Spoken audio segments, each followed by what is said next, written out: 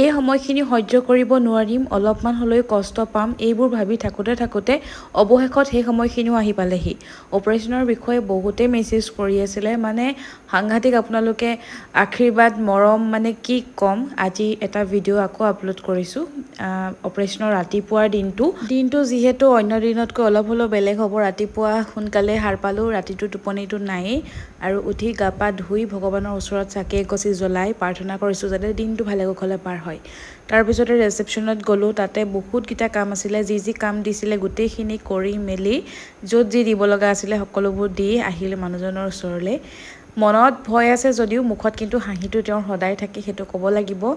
Operation ময়ো আগতে কৰাই পাইছোঁ, কিন্তু মুখত সেইটো এক্সপেক্টেশ্যন নাথাকে, মানে তেওঁৰ যিটো আছে দেখিছেই নহয়। এতিয়াও মানে একদম ডেম কেয়াৰ হৈ আছে।